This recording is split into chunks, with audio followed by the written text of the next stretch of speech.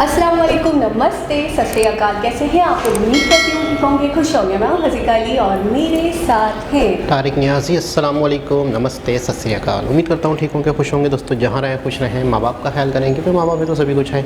आज की हमारी वीडियो है Siachen viral video Indian army से स्टार्ट करते हैं अपनी वीडियो को without wasting any time. So let's start. Okay guys, तो वीडियो का टाइटल है Siachen viral video Indian army से स्टार्ट करते हैं।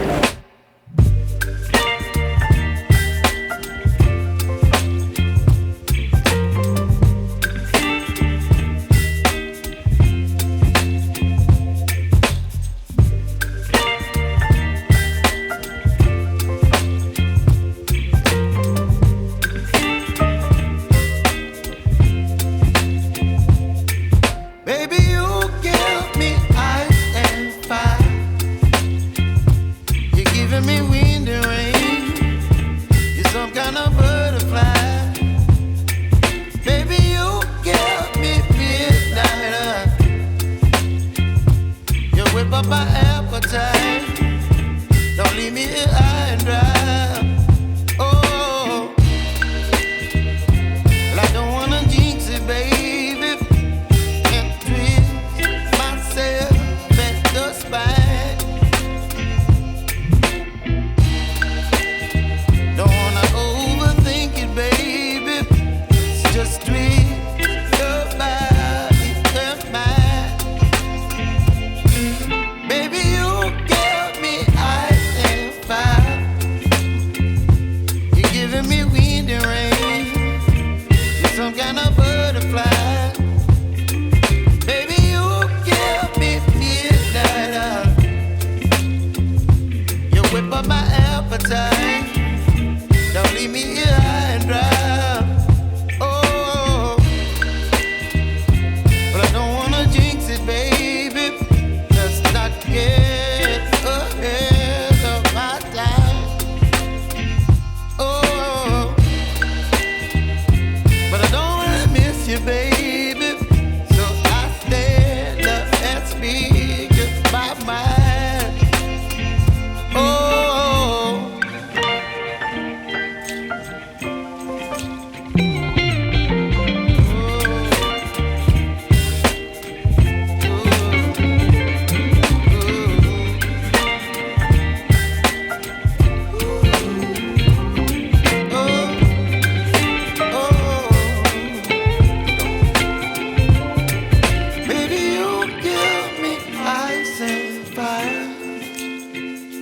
You're chilling wind and rain. You're some kind of butterfly. Baby, you give me midnight. You whip up my appetite. Don't leave me here high and dry. Baby, you give me ice and fire. You're chilling.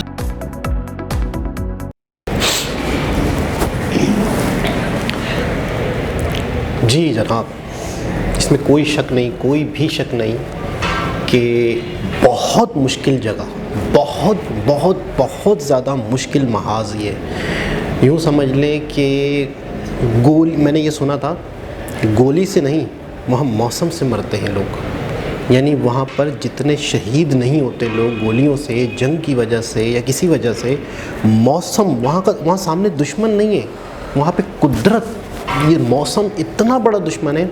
और मैंने एक video ऐसी भी देखी थी कि बाकायदा, अच्छा ग्लव्स पहने हुए इस लोगों ने, सारा मतलब अपने आप को ढांपा हुआ है, तो हम समझ रहे हैं कि शायद वो गर्म हो रहे हैं, मतलब वो गर्म रह रहे हैं। सवाल ही पैदा नहीं होता, बाकायदा यूँ उंगली है ना वो टूट जाती है, मतलब आपकी इतनी कड़क हो चुकी होती है, ब्लड खुश्क हो चुका होता है, आपकी जो ये सॉफ्टनेस है हाथों की, उंगलियों की, पैरों की, बाकायदा इतनी सख्त उंगली हड्डी हो चुकी होती है, अंदर से बिल्कुल भुरभुरी सी हो चुकी होती है। बाकायदा ठंड की वजह से उंगली, ग्लव्स निकालने के बाद बाकायदा अपनी उंगलियों को चिपका हुआ या सीधा करने के चक्कर में टूट पड़ती हैं। मतलब आप तसव्वुर करें कितनी ज़्यादा शदीद ठंड होगी। अच्छा, दूसरी चीज़ ये है कि ठंड ने आपको तो मार दिया, दूसरी चीज़ ये है कि आपके जब पास जो बर्फ़ पड़ी हुई है उसके नीचे कहाँ सुराख है, कहाँ पे खाई है। अगर बर्फ़ सॉफ्ट है आपने पैर रखा, ऐसे बहुत सारे हादसे होते हैं कि नीचे बिल्कुल खाइयाँ होती हैं, 2 पहाड़ हैं, 2 ऐसी दरार हैं, उस दरार के ऊपर बर्फ़ पड़ गई, अब आप उस दरार के ऊपर चल रहे हैं, अब वो दरार बर्फ़ तो नीचे चली जाएगी, अगर पत्थर नहीं है नीचे, चट्टान नहीं है, रॉक नहीं है, तो आप नीचे गए। हमने अब इस वीडियो में भी देखा कि सब ने अपने आप को एक रोप से बांधा हुआ है। कहीं पर भी एक बंदा नीचे जाएगा तो कहीं दूसरे जवानों से साथ वो जुड़ा रहे, कनेक्ट रहे। जिस तरह से वो जो बड़े बड़े जो है ये पहाड़ सर करते हैं लोग, वो भी इसी तरीके से करते हैं। अच्छा, बाकायदा बाड़ लगा हुआ है, बाकायदा मतलब है कि एक लाइन ऑफ कंट्रोल बनी हुई है, बाकायदा इस तरफ पाकिस्तान होगा, इस तरफ पाकिस्तानी आर्मी होंगी, इस तरफ इंडियन है, उस तरफ अभी फ़िलहाल तो कोई नहीं दिख रहा था, कहीं ना कहीं पेट्रोलिंग चल रही होगी। लेकिन मैं कहूँगा जितना इनकी रिस्पेक्ट की जाए, जितना इनको सम्मान दिया जाए, एक होता है कि सालों साल 10-10, 15-15 साल तक जंग नहीं होती, आप बॉर्डर पर खड़े हुए हैं, ठीक है, आपकी ड्यूटी है। यहाँ पर जंग हो या ना हो, आप एक चीज़ से लड़ रहे हैं, आप कुदरत से लड़ रहे हैं, आप मौसम से लड़ रहे हैं। इनकी जितनी तारीफ़ की जाए, इनको जितना सम्मान दिया जाए, दोनों साइड से जो भी आर्मी के जवान हैं, पाकिस्तानी साइड हो, और कहा जाता है सियाचिन दुनिया का सबसे ऊंची वो जगह है जहाँ पर जंग हुई थी, जंग होती है, जहाँ पर पूरी दुनिया, इससे ऊपर कोई ऐसा मैदान नहीं है जंग का। लेकिन बाकायदा जंग के हवाले से मैं बताऊं कि मैं कहूँगा कि ये सूरत-ए-हाल होती नहीं, ये नौबत ही ना आती, ये मामलात ही ना होते तो कितना ज़्यादा बेहतर था कि ये नौबत ही ना आती, मोहब्बतें होती, खुशियाँ होती, एक दूसरे से इतनी मोहब्बत होती कि बाकायदा मतलब एक लाइन ज़रूर होती, लेकिन उस लाइन के आसपास आना जाना इतना आसान होता है कि ये आपका कंट्री है, ये हमारा कंट्री है। जैसे हम किसी के मोहल्ले में जाते हैं, किसी के इलाके में जाते हैं, उधर भी जाते हैं तो उधर से वापस आते हैं, लेकिन वो उनका मोहल्ला है, वो बिल्कुल परफेक्ट उन्हीं का मोहल्ला है और ये हमारा मोहल्ला है। लेकिन हम आ जा सकते हैं, कोई दुश्मनियाँ नहीं होती, कोई ऐसी नफ़रतें नहीं होती। लेकिन इनको जितना सम्मान दिया जाए, इन आर्मी वालों को जो इतना ऊपर जंग कर रहे हैं, डेली जंग करते हैं, हर लम्हा हर मिनट वो जद्दोजहद में लगे रहते हैं। बेशक वहाँ से गोली चले ना चले, लेकिन इनकी जंग चल रही है हर लम्हे। अच्छा, मैं ये कहना चाहूँगी कि पिछले दिनों जब मैं बीमार पड़ी, मुझे भी कोल्ड हुआ, फ्लू हुआ और फीवर हुआ, तो उस वक्त मेरी ऐसी हालत थी ठंड से कि 3-4 ब्लैंकेट के बाद भी मुझे सर्दी लग रही थी, और मुझे ऐसा लग रहा था कि इतनी सर्दी कहीं नहीं हो सकती है जितनी मेरे ऊपर तारीफ हुई है, क्योंकि मेरी तबीयत ख़राब थी। और मुझे ऐसा लगता था कि वो 3-4 दिन इतने अजियत ना गुजरे कि मुझे ऐसा लगता था इससे बदतर कोई बीमारी हो ही नहीं सकती। ठंड आती क्यों है, विंटर्स हो ही ना, यानी कि मेरे दिल में ऐसे ख़यालात, ऐसे दिमाग में ख़यालात, सिर्फ और सिर्फ गर्मी का मौसम रहा है, इसमें तो हालत ख़राब हो जाती है, इंसान की ज़िंदगी बेकार लगने लग जाती है, इंसान बेजार हो जाता है ठंड से। उसके बाद जब तबीयत ठीक हुई तो सब अच्छा लगने लगा, खाना नहीं अच्छा लग रहा, पानी नहीं अच्छा लग रहा, हर चीज़ हलक के अंदर, नाक के अंदर मसला कर रही, और क्या कहते हैं, मौसम भी बहुत चुभ रहा, बहुत बुरा लग रहा। यानी कि जो चीज़ें इंजॉय करने वाली हैं, किसी की बात भी बुरी लग रही है, इंजॉय करने वाली चीज़ भी बहुत ज़्यादा बदतर और बेसुरी सी लग रही है, बकवास लग रही।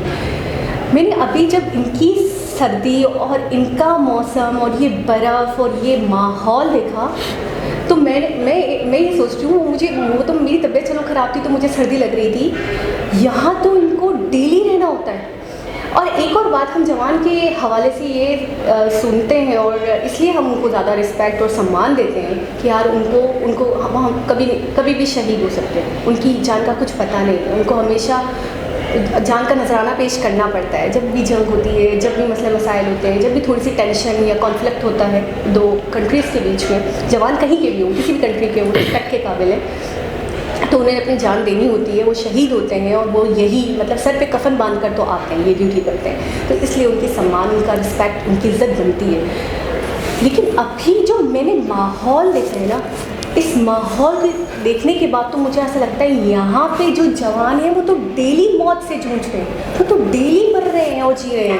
यानी कि इतनी बर्फ़, कितने फिट, तो वो बता रहे हैं 14 फीट के 15 फीट बता रहे थे, 35 फीट बर्फ़, जहाँ पाँव रख रहे हैं वो पाँव अंदर तक धंस जा रहा है। यानी कि ऐसा लगता है कि यहाँ पे चलने में, फिरने में, खाने में, पीने में, इनफैक्ट हर काम में बहुत मुश्किल, बहुत परेशानी, बहुत ज़्यादा मजम्मत के साथ वो काम करना पड़ता होगा, बहुत ज़्यादा हिम्मत हौसला जमा करने के बाद वो काम अगर कोई बीमार पड़ गया, कोई मुसीबत आ गई, अगर मेडिसिन ना ले, एक इंसान अगर बीमार हो जाए, उसके पास मेडिसिन अवेलेबल, अच्छा एक और चीज़, रास्ता कट गया, एक और चीज़ तो हमने नेगलेक्ट कर दी, चीज़ें भी अवेलेबल नहीं। हमारे घर में तो चलो भाई फ्रिज भरा पड़ा हुआ है, हमारी कबर्ड भरी पड़ी हुई है, हमारे घर में हर ऐशो आराम की चीज़ पड़ी हुई है। हमें सर्दी लगेगी तो हम हीटर ऑन कर लेंगे, हमें गर्मी लगेगी तो हम ऐसे ही ऑन कर लेंगे, हमें ठंडा पानी पीना है तो हम फ्रिज में से पानी पी लेंगे, हमें गर्म पानी पीना है तो हम गर्म पानी भी पी लेंगे, हमें अंडा खाना है तो हम बॉईल करके अंडा खा लेंगे, हमें मैगी खाना है तो हम मैगी खा लेंगे। जो खाना है, जो पीना है, जो करना है, मौसम असरअंदाज हमारे घर में हम पर नहीं होगा। हमारे घर में हमारे लिए बड़ी सहूलियात है। लेकिन ये जिस जगह पे पड़े हुए हैं, यहाँ तो खाने में मतलब खुद लाना है, मेडिसिन तक खुद लानी है, फिर जिस तरीके से वो घसीट कर ला रहे थे, मुझे तो वो ही एक बहुत बड़ा जंग या एक बहुत बड़ा महाज या एक बहुत बड़ा टास्क लग रहा था कि उसको लेकर जाना। फिर अपने जहाँ पे रहते हैं, जाहिर सी बात है कोई बहुत ऐश और आराम वाला घर तो होता नहीं होगा, किस तरीके से ज़िंदगी बसर करते होंगे पूरी पूरी लाइफ, और उसके बाद भी अगर जान चली जाती है, शहीद हो जाते हैं या शायद मौसम से ही मर जाते हैं, तो क्या है आप मुझे खुद बताएं। वो दुनिया में आए और इस तरीके से चले जाते हैं अपने सिर्फ मुल्क के लिए, अपने लोगों के लिए, और उसके बाद भी अगर लोग कुछ दिनों पहले हमने एक वीडियो देखी कि लोग क्रिटिसाइज़ कर रहे थे फौजियों को, जवानों को, तो उसके बाद भी अगर जनता क्रिटिसाइज़ करे तो मैं बोलती हूँ कुछ भी नहीं बचता फिर पीछे। एक इंसान की इतनी मेहनत का अगर फल उसको तारीफ़ें करके या उसको सम्मान दे के ना मिले तो मेरे हिसाब से फिर उसकी मेहनत राय का चली गई। बहुत ज़्यादा हैरत हो रही है मुझे तो वाकई अभी भी मुझे यकीन नहीं हो रहा। मैं इतना ज़्यादा शॉक्ड हो गई हूँ क्योंकि मैंने इतना डिटेल में कभी देखा नहीं था। बस ये सुना था हाँ बर्फ़बारी होती है, मुझे लगा हल्की फुल्की वाली होती होगी जैसे नॉर्मल सिटीज़ में होती है, लेकिन ये जगह देखकर मुझे ऐसा लग रहा है ये तो ज़िंदगी मौत के बीच में जूझते रहते होंगे हर दिन। बहुत हिम्मत चाहिए यहाँ पे रहने के लिए, बहुत हौसला चाहिए। मैं ये कहूँगी एक आम इंसान के बस की बात नहीं है, ये वाकई एक आम इंसान नहीं होते। वाकई मुझे तो हर जवान बाहुबली लग रहा था, इतना स्ट्रॉन्ग, इतनी हिम्मत, इतना हौसला हर आम व्यक्ति में नहीं हो सकता। यहाँ पर मौसम जब ख़राब होता है तो उससे पहले ही जितना सामान लाना होता है ले आते हैं, लेकिन वो सामान यकीनन लिमिटेड होता होगा। 6-6 महीने बर्फ़ पड़ी रहती है, 6 महीने पेट्रोलिंग करनी होती है, काम भी करना होता है साथ में। ये तो नहीं कि सिर्फ हर वक्त वो बैठे रहेंगे और खाते रहेंगे, उनको तो ड्यूटी भी देनी है। 6 महीने तक यूँ समझ लें कि आप दुनिया से कट गए। कोई एक इमरजेंसी भी किसी के साथ हो सकती है, किसी को बुखार शदीद बढ़ सकता है, क्या कहाँ हॉस्पिटल लेके जा सकते हैं। जब रास्ते ही बंद हो गए, वो एक अलग ही दुनिया में रह रहे हैं, उसी दुनिया का हिस्सा बन जाते हैं। बहुत पहले एक वीडियो के बारे में सुना था जिसमें पता चला था कि पाकिस्तानी आर्मी के लोग कोई बहुत ही गर्म सूट बनवाने के लिए यूरोप की किसी कंपनी को ऑर्डर दिया था, तो वो बात किसी तरीके से यहाँ तक पहुँची थी सियाचिन तक कि बाकायदा यहाँ पर कुछ ना कुछ होने वाला है। तो वहाँ से इत्तला यहाँ मिली थी, तो यहाँ से फिर उसके बाद से ये एक महाज जंग बन गया। उससे पहले ये बिल्कुल ही वीरान पड़ा हुआ था, यहाँ पर कोई आर्मी नहीं होती थी, कुछ भी नहीं होता था, कुछ सोच भी नहीं सकता था कि यहाँ जाकर हम जंग करें या कोई मामलात करें। लेकिन जब वहाँ से शुरू हुई पहली वाली कहानी, जो गर्म सूट बनवाने वाली खबर फैली थी, तो उसके बाद यहाँ से आज तक हिफाजत तो करनी है ना, हिफाजत तो करनी है। मतलब सुना ठीक है, लेकिन अच्छी बात है कि आप अपनी बाउंड्रीज़ की हिफाजत करें। और यहाँ पे मैंने देखा कुछ बहुत ज़्यादा हमला नहीं है, लेकिन लोग हैं जो हिफाजत कर रहे हैं, बाउंड्री को प्रोटेक्ट कर रहे हैं, पेट्रोलिंग कर रहे हैं। मैं हैरान हूँ, हड्डियाँ पिघलाने वाली। अच्छा, ये मैंने दूसरी बार सुनी ये बात सियाचिन के हवाले से।